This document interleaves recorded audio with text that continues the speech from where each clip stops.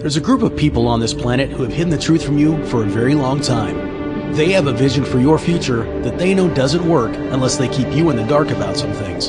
Like the true nature of our spirituality, the truth about how our reality works, how each of us has the ability to choose and change it, individually, but especially when united.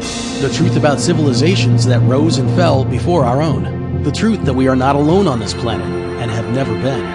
I'm Tim Bravo. Over years of searching, studying, synchronicities, and experience, I've discovered that the big picture of our reality is very different from the one that's been spoon-fed and programmed into us through school, religion, and mainstream media. We've been lulled into a hypnotic sleep, a nightmare really, conned into co-creating a world that doesn't come close to reflecting our true nature. I'm here to help others wake up, so we can work together as sisters and brothers to create a new vision for our future, and a world that works for all of us. This is Bravo New World.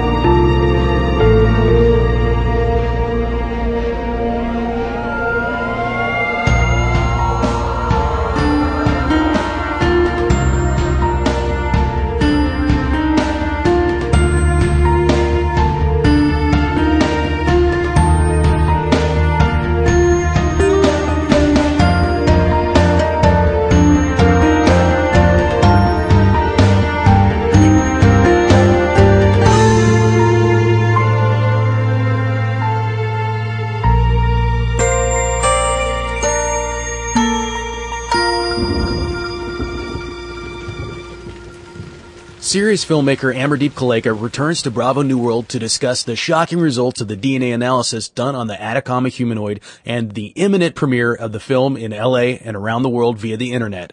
Along the way, we learn that we'll be shocked by what the little being's DNA matches, how all the genetic findings will be openly available online for anyone to take and study, how you can set up a SIRIUS screening in your own area. He drops some exclusive info just for Bravo New World listeners, talks about a TV spin-off from the film, and how all the profits from SIRIUS will go to a world-changing project. Arm also opens up about his own spirituality and relates an amazing and transcendent experience he had while meditating with the Dalai Lama. Strap in, kids. This episode is a doozy. Arm Kaleka, hey, how you doing today, buddy? Yo, Tim. Kind of an impromptu getting back together. Things are coming to a head for SIRIUS, and wanted to get you on the horn and get an update from you. So we're just going to kind of wing it and see what we come up with here. No problem. I know that you are like one of the Avatar supporters, and anytime you want me on the show, I'm there for you because I'll be able to answer any question that you have, and that might actually help anybody else who has a question. So you guys hear that? You got a question for Arm, hit me up, and sometime down the line we will make sure he answers it. We're going to hold his feet to the fire. Awesome. Okay, so the last time we talked with you, the evidence had been set out from the EBE from the Atacama Desert that I know you guys are now, you've taken to calling it Atta. Yes, calling him Atta. And I said it on purpose because I want to get to that because the evidence is now back. You've got your DNA evidence back, right? We got our DNA analysis, and we got a ton of information there. And what do you know now? Well, yeah, some of the stuff I can share today. Some of the stuff is going to have to wait till Monday in the film because it's pretty groundbreaking. The analysis that I can share with you, stuff that we sent out in the press release, which is Atta is a male, and that's awesome to know. We know that because of this being actually has X and Y chromosomes, we've found. Absolutely. It's got 90. It's got a very close match to things that we do know about on this planet. So I'll start with that, and I can only go into the DNA analysis that far until you see the film because the geneticist that did it does a much better job than I would ever do. But on top of it, DNA itself is like a mystery, right? It's like the new cutting edge new science. So it's hard for me to unravel and open that Pandora's box right here, right now. But the other thing that I can tell you is it was 6 to 8 years old, which is, the first thing that people are going to tell you, the first thing, whenever I show this being to somebody is like, oh, somebody made that in a prop. I was like, that looks cool. And I'm like, no, it's not a prop. We know that because we can get bone marrow out of it, and we can send it to a geneticist, at the topmost universities, and the skeleton is crazy calcified. And then on top of it, through telomere examples and other DNA analysis and predominantly the bone calcification, we can figure out that this being was 6 to 8 years old in terms of what we know in our life. Right, because I know that, or at least I read from what you guys put out recently, you know that it's 6 to 8 years old based on the epiphyseal areas of the bone. And Dr. Greer would know that. He would. And he's a medical doctor, and it has to do with the forming of the joints. Right. Per se, and we're going based on what we ultimately know on our level of existence. So we're comparing it, but also because of other parts of the bones. So there was a ton of analysis done by a very prominent professor who did not want to come on into the film for an interview, but he did do a report and allowed us to use his name and allowed us to use his image to show that he did the report. He just didn't feel comfortable after what he found to come on to this because he was just kind of shocked. So he had nothing to say about anything this has ever, I mean, he was like dumbfounded in some ways, but at some ways he was like electrified. So, and then the other thing I can tell you guys, which is amazing. So A, people usually say, oh, that's fake. Well, we obviously know it's not fake. B, the next thing people say is, oh, that's a fetus, an aborted fetus. Well, we have the top professionals in the world, the top scientists telling you that it's 6 to 8 years old. So no aborted fetus. An aborted fetus that's 6 to 8 centimeters, or 6 to 8 inches long, 13 centimeters long, that would be 22 weeks of gestation for a human. And if it was 22 weeks in human, I mean, in order to have a fetus that actually lived for 6 to 8 years old would mean that you would need a crazy amount of medical attention. If not, I mean, and there's other diseases like progeria and other things that we can talk about, like aging diseases. But we will talk about them in the film, and we'll get to some of the more like solid evidence. But when this thing looks like what we imagine would be an extraterrestrial, it doesn't look like a fetus. I mean, I think that if you're just basing that on the fact that it's only 6 inches tall, I mean, you're really trying to stretch your explanation to fit what you see in front of you, when really the simplest answer is this is an extraterrestrial being, or at least a being that that is from a species that we heretofore do not know about. Absolutely. And I mean, even when we say extraterrestrial, maybe we need to be talking about intraterrestrial or terrestrial, because if it was living in that region of Chile for 6 to 8 years, and there's going to be some more shocking evidence that we're going to talk to you about in the film, and one of those things is how long was he living on this planet? Was it 1,000 years ago? What was it? And when we talk about it in the film, you'll kind of start to unravel in your mind in terms of saying, oh my God, this is crazy. The stuff that we found, the mystery. And I'm sorry to keep doing this where I'm holding back information. It's just that we have to do it in terms of like when the film is released. We have to let out the info then. It's almost like telling the ending of a film while you're talking on an interview, you know? No, I understand. That's perfectly fine. We're just happy to get a chance to get an update with you here. Awesome. And I think those are the major findings. When people say it's a fetus, I mean, it's 6 to 8 years old according to the scientists, the best scientists in the world. And I'm not talking about like random scientists who were barred from the medical exam. These are like firm scientists that are today doing stem cell research at the highest levels, winning the highest awards. So, I mean, these guys are telling you it's 6 to 8 years old.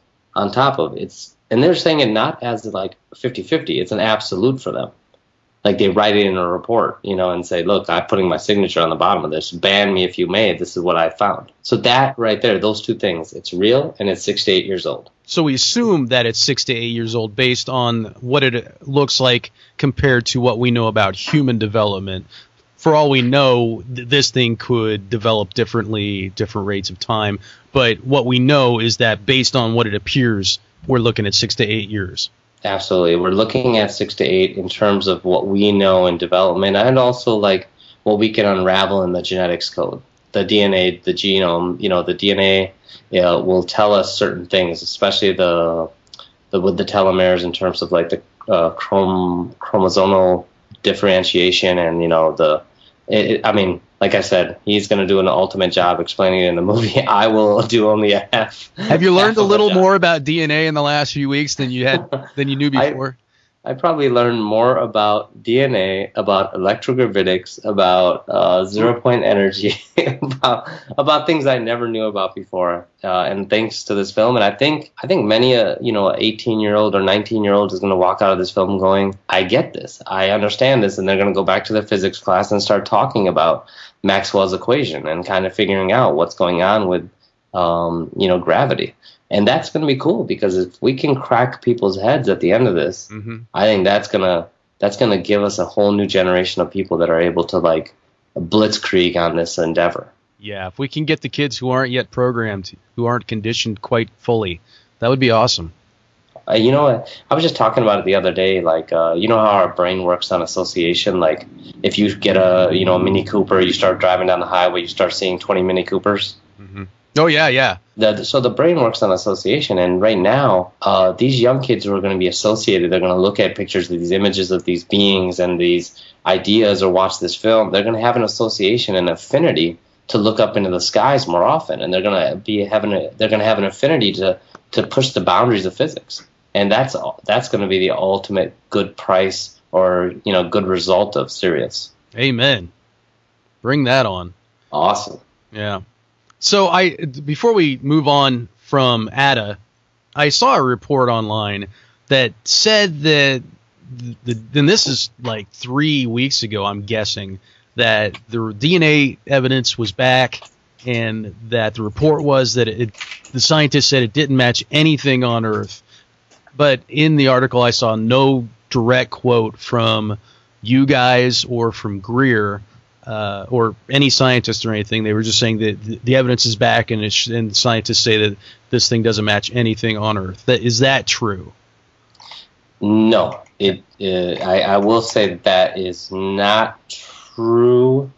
That's about all I could say about that. I think that what you're going to find is going to shock you as to what it does match and the ramifications of that match. See, I love the way you're dangling this stuff in front of us, not giving us much, but it's very interesting. No, I mean, I wish I could tell you, but I think that... I know you do. I think that, honestly, that's probably the best way I can say it in terms of setting up the narrative for you to watch the film is, I think you're going to be shocked as to what it matches. I mean, at one pace, you're not going to be shocked, but at the other, when you think about it 3 times throughout the film, you're going to go, holy mother of God. And that's going to be cool when you get that moment where you're going to, and hopefully we've done a good job. Like, we've kept it from being a hammy UFO type film. It's literally our style. It's a documentary at the highest level, and we've kept things as close to what we can prove as we could possibly do. We're not trying to go off the deep end and go into the conspiracy realm where a ton of people will do that, and I do believe there are conspiracies out there, but I don't believe everything can be answered with a conspiracy. So now that we've kind of talked about what you've learned about Atta, at least what you can tell us, let's talk about the actual premiere of SIRIUS, because last time we talked, it wasn't hammered down yet when it was going to happen. Now we know it's going to be on Earth Day, and we know it's coming up. You guys announced an LA premiere, and that apparently has sold out. I thought I saw something. Are there now 2 LA premieres? So what it is we're at LA Live, which is right by the Staples Center. It's one of the premier venues to like show a film, which is awesome. I went to the theater today. It's 1,000-person theater, or like 850, and it's just a humongous theater. It's beautiful. So it sold out immediately. Just with how many people had bought the tickets from the crowdfunding and all the other people that were already associated with the film, like the filmmaking team and the people that come from SIRIUS Technology and Research. And then what we did was we opened up a second theater in that same venue, and it sold out. And it sold out within 18 hours. So then now we went back to the theater, and we're asking for a third theater in that venue to see if we can sell out there and see if we can get people there. So hopefully look for in the next 12 to 18 hours another announcement on ticket sales in Los Angeles. However, we are talking to the people at gather.com, GATHR.com, and we're trying to break the mold in terms of distribution, because we don't believe the way films are distributed, and I'll give you an example, okay? The way films are distributed now are kind of ridiculous. Like, you spend $10 million to make a film, Now you're going to spend another $30 million to put promotion up to get people into the theater to watch that film. And at the end of the day, that $30 million plus that $10 million is $40 million. And ultimately, your first whatever 2 to 3 weekends of making or showing a film, you actually break even. And sometimes you lose money if it's a humongous film and it tanks. And we're not that. We're a $250,000 film. I'm hoping to God we made it look like a $2 million film so people walk around going, that's a good film. But I think our idea was, let's look for different distribution models. Gather.com, what they do, which I think is going to be exceptional if we get the contract with them. We already set up the deal. Never Ending Light set up the deal with YECRA in order to make it so the supporters could actually make money by supporting the film and promoting the film, which is unheard of. It's also a very transparent system. They don't take too much in terms of distribution costs, so any revenue would be forwarded to that SIRIUS Technology and Research Lab. But Gather, what they do is, like, let's say, Tim, you want to do a premiere in Kansas, right? Right. Well, we would sign up for Gather to give them what's called the DCP, or like a digital file ready for you to show wherever you want to show it. And let's say you go to your local university and say, hey, I got this film I want to show. I'm actually interested in this, by the way. I've had people asking. Awesome. Yeah, this is like the perfect. So we're trying to get Gather to sign into this. We want to put get the file ready for everybody, so that if you set up a premiere in your area and you sell the tickets and you hit X amount of number, whatever it is, let's say it's a home screening. You want to do a 50-person screening or a 20-person screening. And you say, hey, I want to do a 30-person screening, and the number I set is $100. We'll send you a digital file you can screen, and you'll hit that number by selling tickets on the website. So people would sign up and buy their tickets on the website before you even. And if you don't hit that number, you don't get the film, right? You don't get it on that date, so you would try again another day. But if you hit that number and you're like, dude, I want to set up a venue. I want to do this university screen. It can fit 400 people. I got the university to sign off on it. They gave me an open night. I've sold, you sell 100 tickets, and all of a sudden your film is showing up in a digital format, and you can watch it you can watch it with that group. I'm so doing that. I am so doing that. If you guys get it up through Gather, let me know, and I think will. Wichita State Shockers need to get a chance to see this. A little shout out to my Shockers. Well, and then the YECRA platform, which I'm getting a lot of questions on. You sign up as an affiliate. You can go to sirius.neverendinglight.com where this all started, or you can go to siriusdisclosure.com, or you could go to the Facebook page. We've been putting up a ton of links everywhere, and you can actually sign up as an affiliate. Tim, from what I know, you're an affiliate, right? Correct, and it was super easy. Do you want to tell people how your experience was? Well, actually, yeah, that was kind of where I was planning on heading next anyway, because, people, you guys out there, you can actually become an affiliate of this film. You can help distribute SIRIUS through YECRA, and basically it's super easy. You just give them your email address. They send you some information, and it helps if you know a little bit of HTML if you want to take the code and say you have a website and you want to actually give people the opportunity to pre-order SIRIUS and see SIRIUS through your website. Boom, it's just punching some code on a page and there it goes. And if you have a Facebook page, you can do it directly through a tab at the top. It's super easy to get. If people go to the Bravo New World page right now, you can pre-order SIRIUS right now, and I assume they'll actually be able to see the movie through that tab when it airs, correct? Yes. So people will actually be able to see SIRIUS through the Bravo New World Facebook page, and through any Facebook page if you have one. It's ridiculously easy considering what we're talking about here. No, and that's our idea was, instead of 1,000 screens, let's get it to 500,000 screens. Let's say you're in Czechoslovakia somewhere and you have a downloadable, streamable connection, and you want to put it on an Apple TV and show it to a bunch of people. Well, how easy is that? You pay $10 and you invite 100 people in your little gathering and you show it. And that's why we wanted to make sure that obviously our costs were offset, so we weren't losing money, because we've obviously, we've been working for almost a year now on a very low budget. But ultimately, you'll get $1 for every time somebody streams. So let's say 1,000 people stream from your website or your Facebook page. That's $1,000. $1,000 that no other movie in the world paid for you to actually promote their film. Yeah. You know?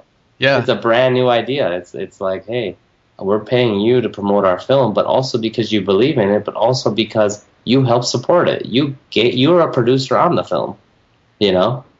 So that's one of the exciting things. And another exciting thing is we're just about to announce tomorrow that we're going to have a live stream of the red carpet premiere on sirius.neverendinglight.com.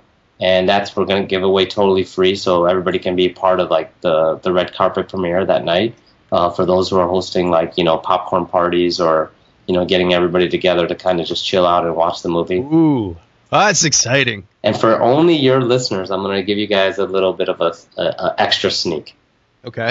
I might, or some people that I know, quote unquote, might be able to, during the end of the live stream, play the beginning of the film, if not the whole film, as if like it's a treat for those who jumped on to watch the live stream for free. We knew those were people are like, you know, avid fans.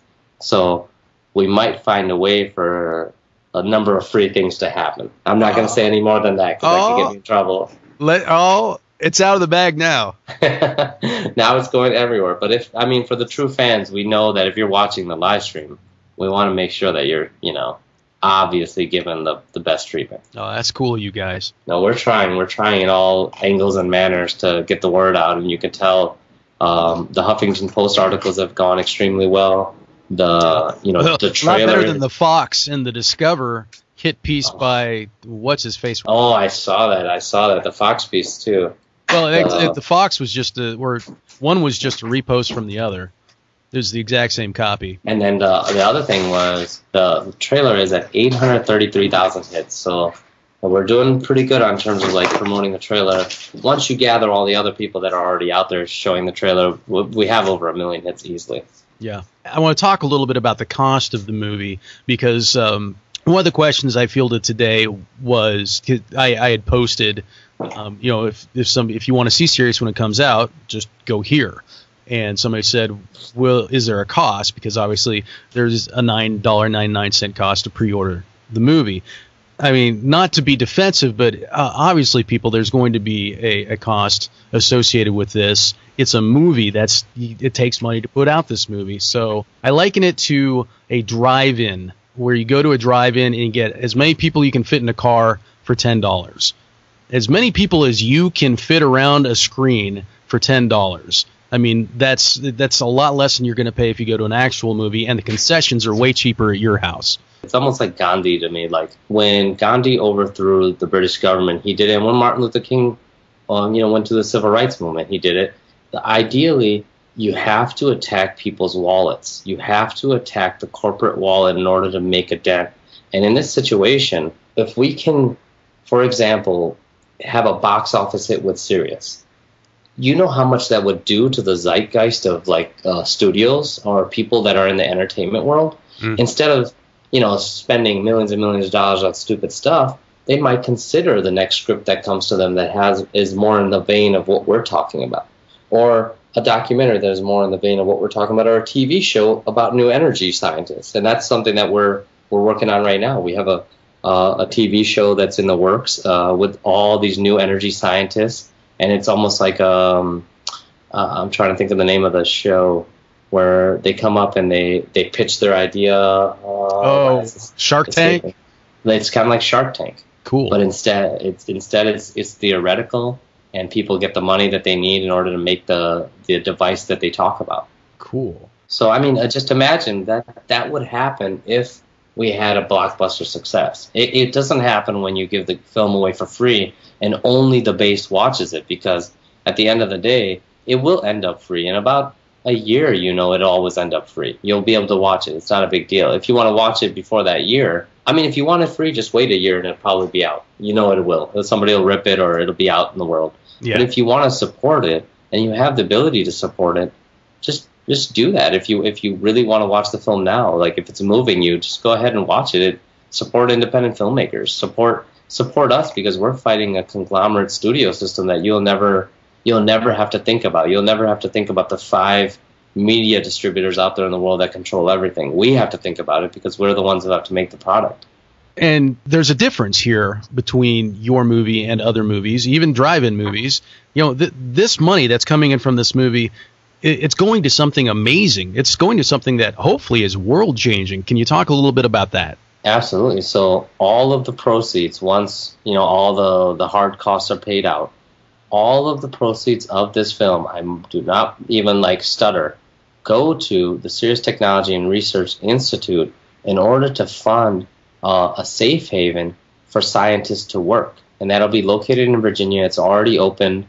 And obviously the film is called Sirius. The Sirius Technology and Research Institute is going to take people who have these game-changing devices, bring them in, help them harbor, and help them be protected from other people who want to get at their patents or who want to destroy them, and give them the shelter that they need in order to make a new energy device, or make an anti-gravitic device, or make some sort of device that is groundbreaking, and do it in the realm of the public atmosphere instead of the Black Projects realms, which we could go all day on. It's a long rabbit hole to go down in that one.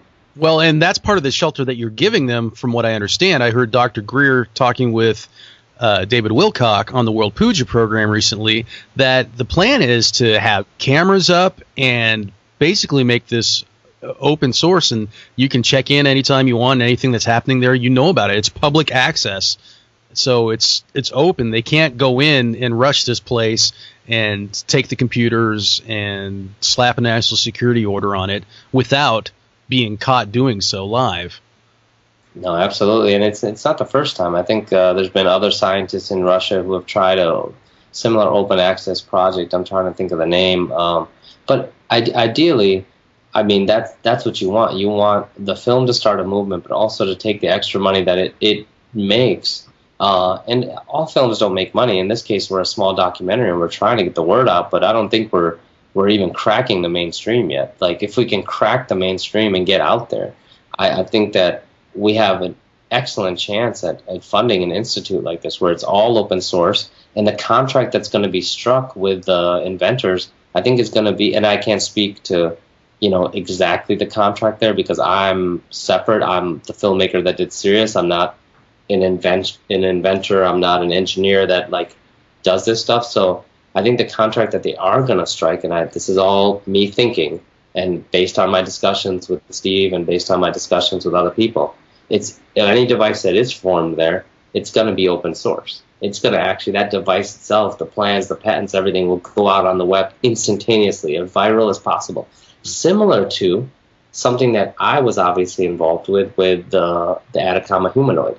Part of our whole push in Sirius when we conceptualized this was trying to find rock-solid evidence, the smoking gun in all of this. And everybody kept telling us the smoking gun is probably going to be skeletal. It's going to be genetic. It's going to be something that you cannot disprove, And I was like, okay, let's go look at this. And then we got to talking with Steve. We got this whole concept of, okay, there is this being out there that he's seen before. I was like, how firm do you believe in it, Steve? Is it out there? Do you think it's there? And he said, I could bet everything on it. And I was like, okay, well, we're about to bet on it. Let's go out to the supporters and see if they'll support that shoot. And this was obviously then I think just a little bit after that, or just a little bit before that, August 5th happened, and I kind of got derailed for a second. But overall, the findings that we are going to get with the geneticists that we're working with are all going to be open source. So the genetics are going to be open source. The DNA, the genetic maps, everything is open source. So we're going to put out an infographic on sirius.neverendinglight.com. We're going to create a ton of scientific knowledge and data that's going to go out into the world as a body that's going to take on its own form. It's not going to be us holding it back or saying, oh, we're professors and we want to really talk about this, only we want to talk about it. No, we're putting it out into the world, and that's the microscope of the documentary. That's a big thing. That's cool. I'm glad that you guys are doing that. That's going to be important toward credibility and towards, busting open disclosure and getting this behind us to a world where, no longer are the governments of the world trying to pretend that this isn't going on and that these beings aren't real and that they aren't visiting us, that they don't have contact with them, et cetera, et cetera. I will. The thing is, like, we talk about disclosure a lot. Like, I think Dr. Greer talks about it. We talk about it in our office. We talk about it with other researchers, Steve Bassett. We talk about it a lot, right? And the thing is, I mean, everybody's on their own opinion. My opinion lately has been, I don't know how much people do know. Like, I think that there is this small group of people that do have this information that will not let it out of their hands, out of their little sticky, slimy, greedy hands. But then there's a whole slew of other people that are in leadership positions that are literally benevolent, and they don't have any idea that this is going on. Middle managers. Absolutely. And they couldn't believe it anyway to begin with. Like, even if you walked up to Barack Obama and just walked up to him and said, hey, look, this is what's going on, his brain couldn't associate that reality could exist. Now, I'm not saying, I don't know about Barack himself. I've met Michelle, and I know she's a very nice person. But I'm saying, in my situation, I don't know how many of politicians in general have the ability to crack into this, unless they're somebody like, if I can name names, I can name names, like, unless they're the former director of the CIA, unless they are tied into a major, oil complex, like a gas oil complex that not only is, ruling our nation, it rules the Middle East, it rules, ton of other, it rules the planet. So I don't think anybody that we're just posting to election is going to have this information. I think it's going to be somebody that has power. Well, see, I had this same discussion with Steve Bassett last week, and he was of the opinion, it's similar to you in that, there are probably just a few people who are in the loop on this, but in that the wider conspiracy wasn't there. However, he didn't seem to feel that there was a group of oil barons or bankers or whatever who was, at the very top controlling and pulling all the strings. But I think maybe he's just a little more old school. He comes up from that view of the world, that kind of facade that was painted for the world in the 20th century. Well, I think, and Steve is an amazing guy. Like, very smart guy. Oh my God! Like, of all the people I've met in the field, I think Steve Bassett is an amazing human being. Like, the stuff that he does and the facts that he sits on and the way he does not go farther than what he knows is because here's the thing, Tim, you got to think about, like, have you ever heard of the Cadillac gurus? No, sorry, I have not. One of them is Osho. There's a ton of these gurus that came from India that had some bit or piece of information or knowledge. Like, they were taught Vedic teachings, right? Okay. They were taught, these ancient meditational arts that nobody's ever supposed to be taught, because in India there's like a Brahmin caste that only teaches it. You can't even read about it. You have to go to, a 6-year intensive to learn these things, right? And these are certain harmonies or frequencies that get in touch with on a level that can help you tap into a whole different realm. It's almost like it's a realm of, like, going through the void and being connected to all of the universe to gain power. And there's different types of that. There's tantric meditations, Vedic meditations, and there's all these different. And I've been on one with the Dalai Lama himself in a tantric meditation that if I repeat it right now, you guys would be like, you're crazy, you're nutso. But my point is, these gurus came to America and actually No, wait. We'll get back to the gurus. But I want to hear the nutso part. Repeat it, brother. Okay, it was pretty amazing. Like, ¿Qué pasó? Okay, so check it out. You have mirror neurons in your brain, right? Like, if you just put yourself around 1,000 people, and you're all meditating together, and you're all hitting resonance, like you're all on a same harmony or same pitch or frequency, and you're a musician, right? Yes. And so, you guys get this more than a lot of other people. I have a feeling I know what you're saying, yeah. Totally. And so we were in this, like, ancient little temple meditating, and these things are like, thousands of years old, and we were meditating, and as we would meditate, we would rock. And as we were rocking, the Dalai Lama was in the front wearing his what's called the yellow hat Lama. He was putting the yellow hat on, which is like this coned yellow hat that sends all his energy into the universe, into the ether. And he sits there in front of you doing that same meditation. Then you sit in front of him with over 300-400 monks meditating, right? And now they're all going into like Tibetan song, right? Like Tibetan meditation. I know nothing about Tibetans. I know a lot about Tibetans. Let me rephrase. I don't know Tibetan. I speak Hindi, I speak Punjabi, I speak English, I speak a bit of Spanish, but I don't know Tibetan. But as we were meditating and rocking in that like motion, all of a sudden my mirror neurons would fire up. I would literally feel like I was part of them. I could see in other parts of like the area through other people there. And I used to be a teetotaler. I didn't smoke, I don't drink, I don't do any drugs. Okay. After I got married, now I drink a little. But that's a long story. That's a whole nother story. But I could literally, it felt like I could remote view, right? But not only that, it felt like I started to say the words that other people were saying, and I was speaking Tibetan. And then I'd like crack out of it once in a while and look around, and I was still saying it. My lips were moving, and I'd have to touch my hand with my lips and be like, what's going on? Like, it felt like I wasn't in my body anymore. And I mean, it's definitely a serious meditation. Tantric meditation is really intense. The whole reason it's called tantric is because you're sending your energy to the Dalai Lama. He's sending his energy back into the universe. And over time, like that cycle of energy where you're sending out and he's sending back connects you in like this cycle. Tantra is crazy because Tantra, oh man, it dates back like super long Vedic meditations. I'll tap out of that for a second because... Now, we got to get back to the Cadillac Gurus, but I just want you to know my face is going to start hurting from smiling because that was fantastic. Well, I mean, the world is a funny place, I tell you. It's anomalous. There's a lot of anomalous things that happen. But the Cadillac Gurus are people that they had a bit of knowledge, right? And they would walk around and then teach other people this little bit of knowledge. But then over time, because they got so much power by how many people would follow them, they started to expand on their beliefs. And they would expand it in narrative ways that would either benefit themselves, like, for example, sexually. Like, this was during the 70s where free sex was everywhere. And they would expand their narrative or their doctrine to include free sex. Okay? And, of course, they would get laid more. Mm-hmm. And this is obviously like a temptation of the human like condition. But it obviously is not in balance with what their teachings are. In the middle path and being very centered.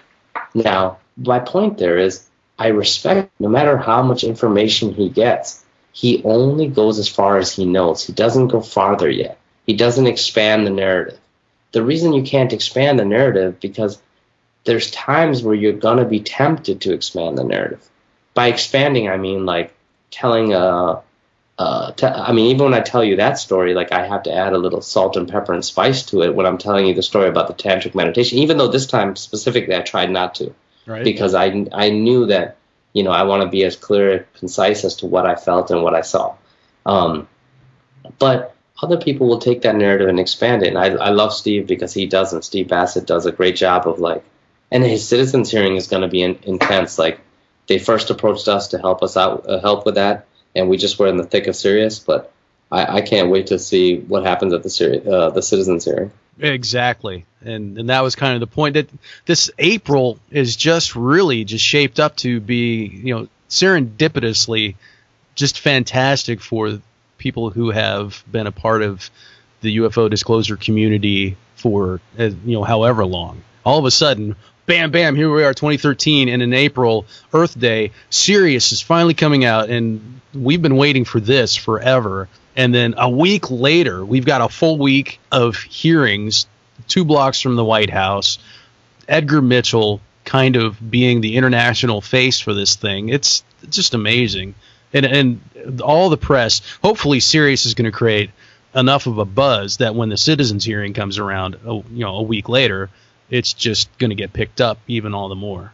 Absolutely, absolutely. And I think, I think overall, like this April is exciting. It's also serendipitous, but also, I can't believe that we've come to 2013 and all this craziness that we've seen in other places. We don't believe these small things, like when we're bringing very hard evidence to the forte. Like we're bringing the Atacama humanoid out in a film and actually scientifically analyzing it. I can't wait to see what people do in their reaction to this. Well, where will be the people that diffract or deter? I mean, even when you look at the Facebook picture, when you're looking at the image of this thing in HD, Yeah. it's intense. When you realize that this is a physical body with tissue and cells and bones, I mean, it's just too much to fake. Absolutely. It's got to be real. And once you grasp that, once the normal person grasps that, then okay, where do we go from here? Absolutely. Well, you said it best there, Tim. Thank you. You gave us a little bit of a glimpse into your own spirituality by letting us know that you sat in on that tantric meditation with His Holiness. I've fielded questions, and I've personally wanted to kind of get a peek at Amardeep Kaleka and who you are and your personal perception of spirituality. So if you don't mind, I'd like to ask a little bit about that. I asked tonight on the Facebook page for any questions that people might have for you, because I was probably going to get a chance to talk to you. And the first person who asked wanted to know about your spirituality, and I was like, dead on. That's also what I want to know. So I know we all know that your dad was the head of the Sikh congregation that was attacked on August 5th. Yeah. And so I assume you grew up Sikh. Yeah. I grew up, and I'll just kind of expound on what Sikhism is a little bit, to kind of give you a background. I'll summarize it. The word Sikh actually means to learn. It comes from the derivative Sikhon, which means like knowledge or to learn. And so a Sikh is a student. Like, that's all that it means. You're a student of a guru. And technically you're a student of like the truth or the universe. And so like Sikhism was meant to be like a changing faith. Like over time, as we got more information, it was supposed to expand and change and kind of traverse the universe over time, over thousands of years. It extends from Vedic principles. Our first guru, Guru Nanak, was a Vedic Hindu, and so a lot of it centers around meditation. So when you walk into a Sikh temple, it's as simple as you could be Christian, you could be Muslim, you could be anything you want, because nobody discriminates, and you walk in and you just meditate. So I'm of the ilk, and many of us are, I'm sure, in this movement, that we believe that there's a God consciousness already set inside of you. There's already a light that shines inside of you that connects to, the billions and billions of lights on this planet, the sentient beings are on this planet, the planet itself, the planet and the universe. Like, you are part of just this immense biosphere all around the universe. And the universe is vast, right? We're not talking about the galaxy. We're talking about the universe. Right. So I'm of the ilk that if you sit and meditate long enough on any given situation, if you just start at a young age and you start to think about things and you use your reason and your rationale to get through life, you'll be able to tap the spirituality when necessary. And the spiritual realm is such an interesting and dynamic facet of reality, because a lot of people use it and it becomes lightning in a bottle. Like, for example, I won't say any names, but let's say I have all the answers in my little holy book. If I have all the answers in my little holy book, I start to ask other people to come to my little holy church, and then, my holy temple or my holy mosque or and then at some point, because people start to gel, or they like the narrative, or they like what's going on, they become a congregation. They become what we call a sangha, and that sangha, it's that feedback of energy, right? It takes energy and gives energy, and it creates more synergy or more positive vibe. So religion and spirituality are definitely different for me. So I was raised a Sikh, but that gave me an open door to meditation. Having meditation, it gave me an open door to try to comprehend the universe the best I could do based on the little light inside of me. And that's about all I can say about like my personal spirituality. So it's like that's not all I could say, but that's where I could start, because I think each one of us has to take that individual step to seek it out. And I have a really firm connection with Native American cultures. I have a I mean, an amazing connection with Native American cultures. People always ask me, like, why do I dance?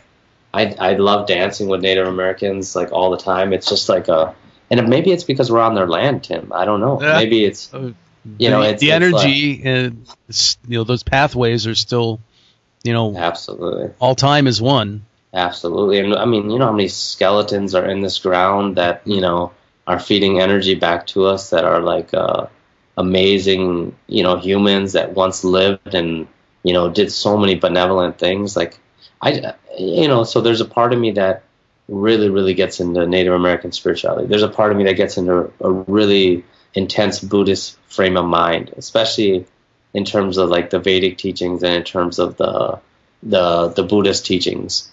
And there's a part of me that loves Western religion, the idea of the narrative of Christ, the idea of the narrative of Muhammad, the idea of the narrative of, all of the Torah and the Egyptian Book of the Dead.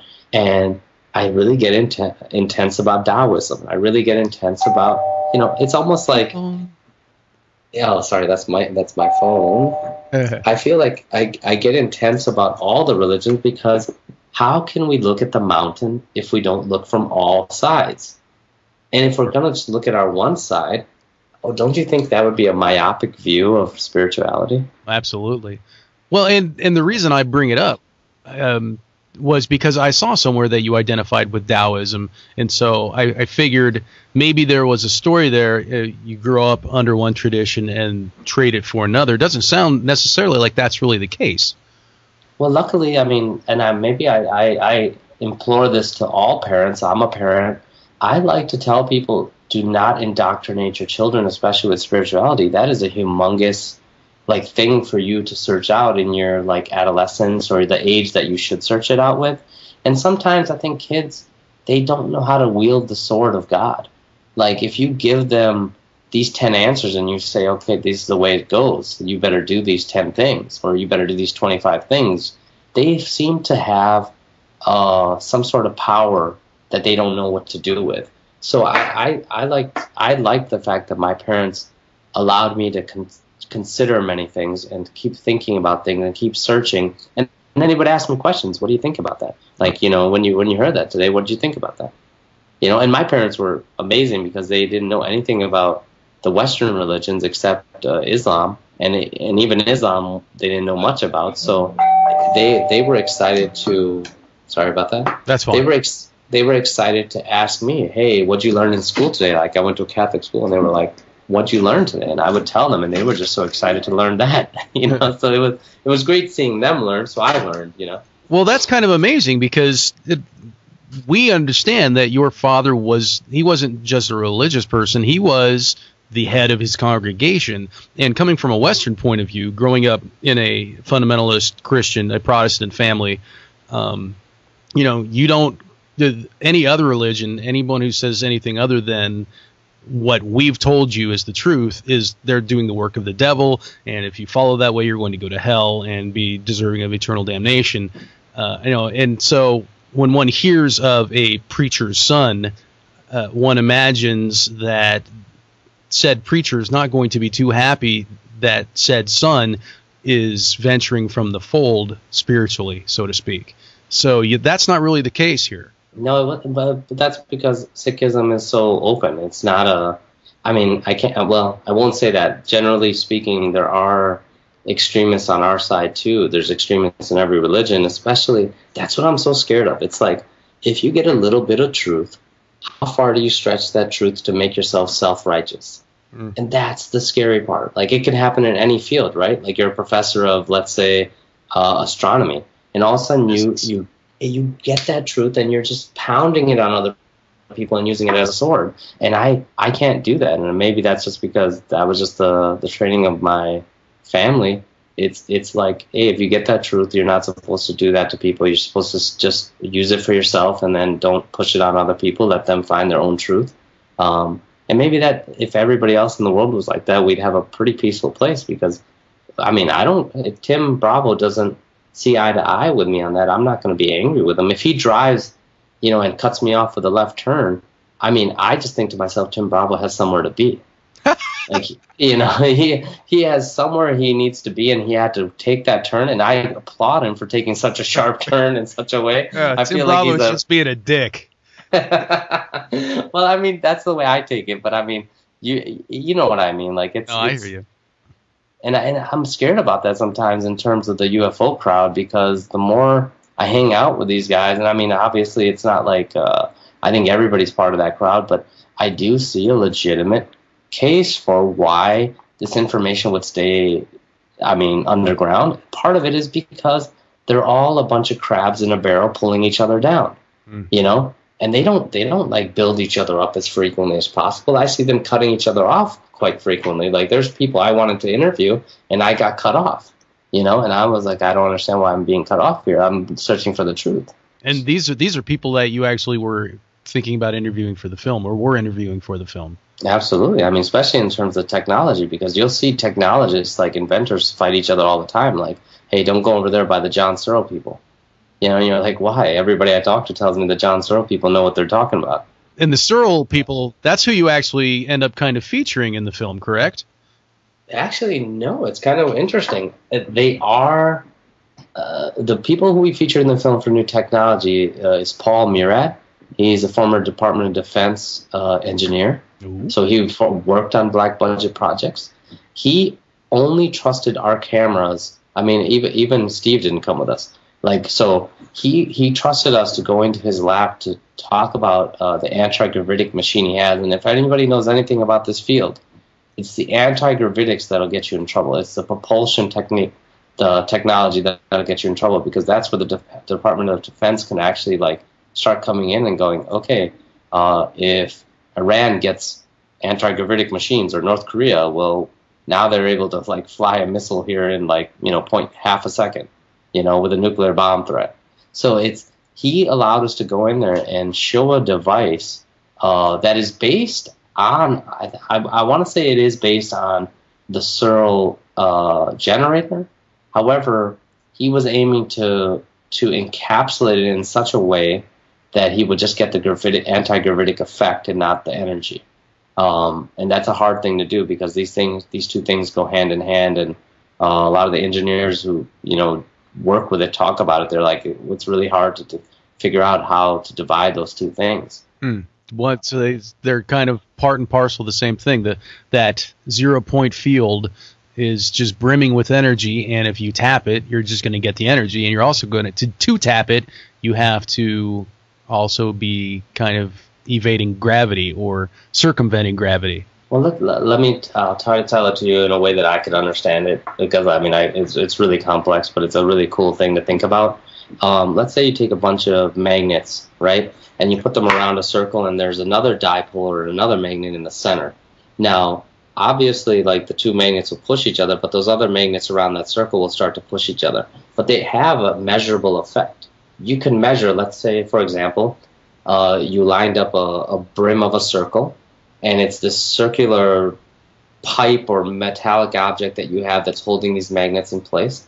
If you're able to push with a measurable effect based on the dipole in the middle and the magnet on the outside, you're able to push 0.1 centimeters, let's say. Okay. But now you know that if you're able to push it 0.2, it's getting to another area where it's going to be pushed by another magnet. Right. Okay? Or it's gonna affect itself. So now, instead of having 0.1, you have 0.12 of an effect that you need in order for it to, like, add up. Now, you keep adding this effect up, it's cyclical. So even that 0.12, as it goes around the circle, is going to be added up above 0.1 by 0.02, right?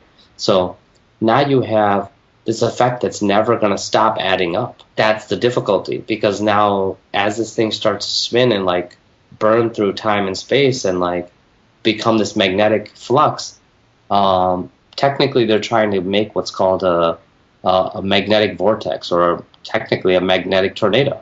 And once you do that, how do you control a tornado?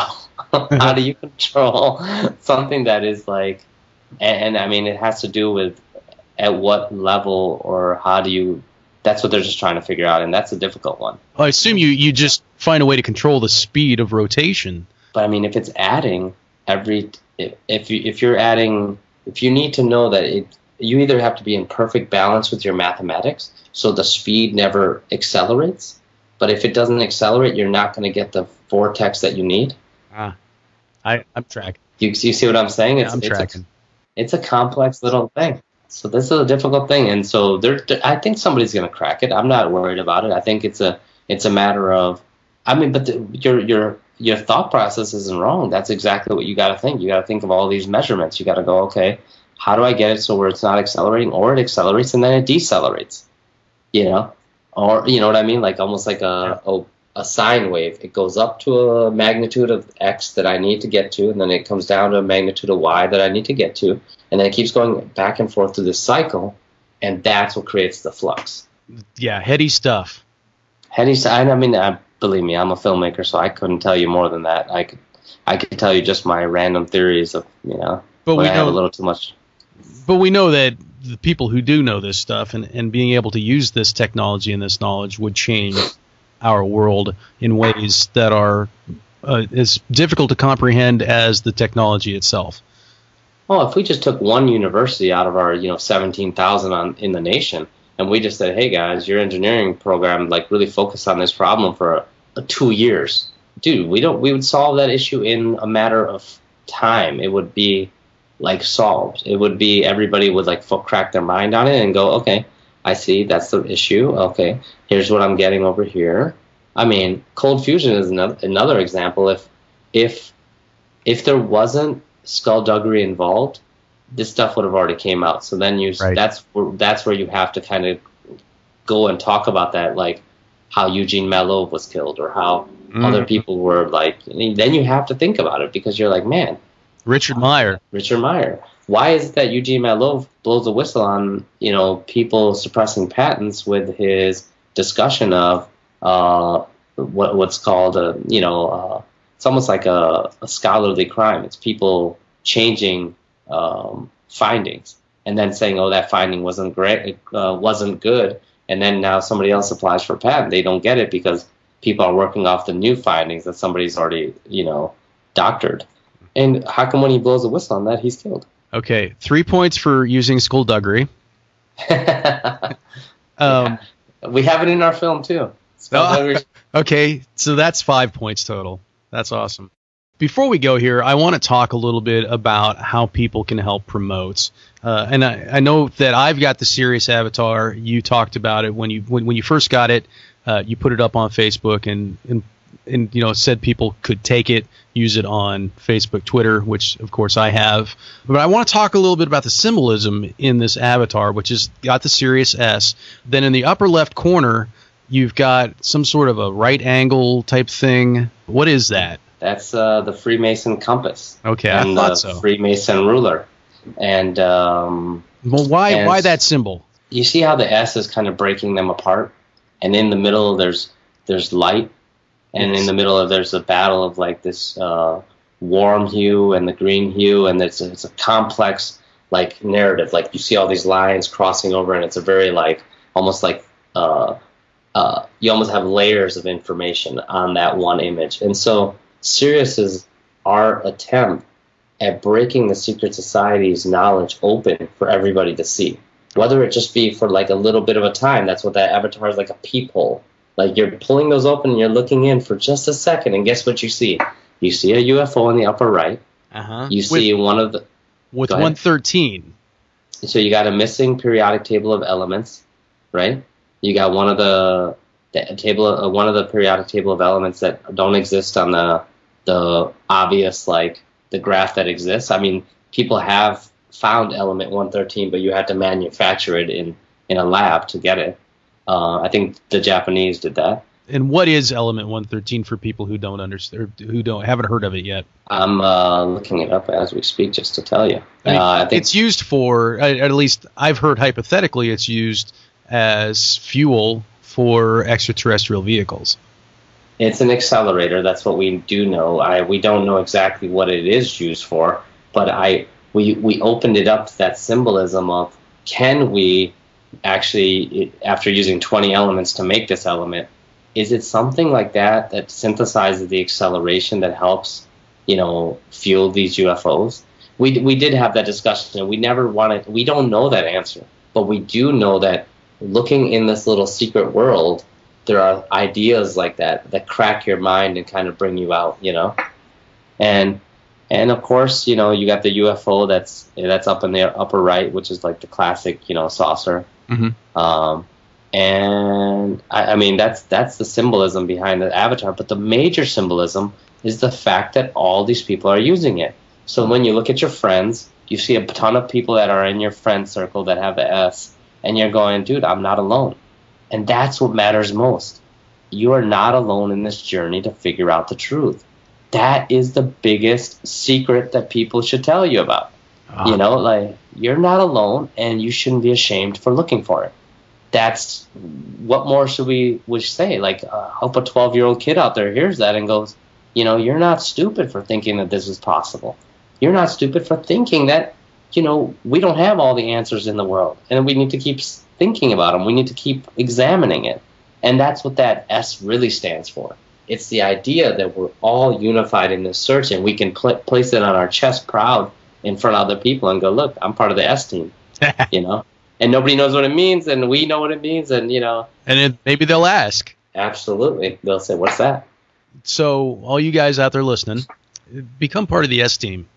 And if you're a friend of mine on Facebook, or actually probably the easiest way to see it was go to Twitter at Tim Bravo, and I've also got that as my avatar there. You'll see what we're talking about. Go take it, steal it, download it, make it your own, join the S team, and you'll also be helping to promote the film that is coming out April 22nd. Finally, after all this time, we're getting serious. And I mean, Tim, just to let you know, it is an extremely big honor to be talking about it today, because think about this. We crowdfunded, and we together as a team, like everybody out there, we fundraised for a movie, we made a movie, we edited a movie through trial and tribulation, and at the end of it, we're going to distribute a movie within 1 year. There are not many independent films out there in the world, if not studio films, that could ever say that.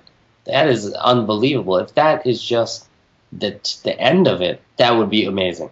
Now, on top of it, we now break ground by showing the mainstream all these different things that are happening anomalously around the world, including the Atacama humanoid. So I think we've done good in 2013 and 2012, huh? Hell yeah. Yeah, this is huge. This is great, and it feels good, man. It feels really good to have this finally coming to fruition. And thank you from all of us for all of your hard work, for all your deep commitment, and everything you've put up with, and all the personalities you've dealt with to make this thing happen for my kids, for your kids, for our future. Thank you so much. I'm humbled and honored just to be interviewed by you, Tim. And then I think anybody else has questions, please fire them at Tim Bravo, and I'll answer them, or find us on Facebook as well, and that'll be our little message board. Yeah, and you can also learn more about the movie through SIRIUSdisclosure.com and Sirius.neverendinglight.com, right? Totally. Sirius.neverendinglight.com and SIRIUSdisclosure.com, and we're going to give you guys the pre-game live stream. It'll be live as you're watching it, no matter where you are in the world, and that'll put us all together just like that S. And because you're listening to this, you now know that there may be a little something special for you if you hop on that live stream. So absolutely, there will be something special.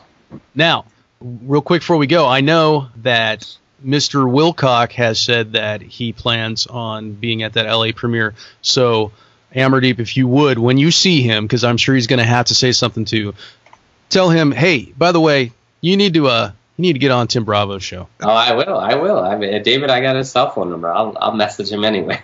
Do that. There's this guy, and you really need to talk to him. I'll say you love him and you want to talk to him, and you understand him better than anybody understands him. Yeah. And that would be a fact, and only insofar as I'm a part of everybody. Exactly. There you go. See? and tell him that, and he'll get it, and he'll have to talk to me. So, all right. Well, hey, Arm, thank you so much for taking time and hanging out with us tonight. Anytime, brother. And hit me up anytime you need me. Absolutely. Hey, break a leg. I don't know if that's appropriate since you're not really acting, but it's a film, so all power to see Sirius as far as it can go. Absolutely, bro. And I'm gonna send you the press link so you have all these little vignettes and information that you can send to other people.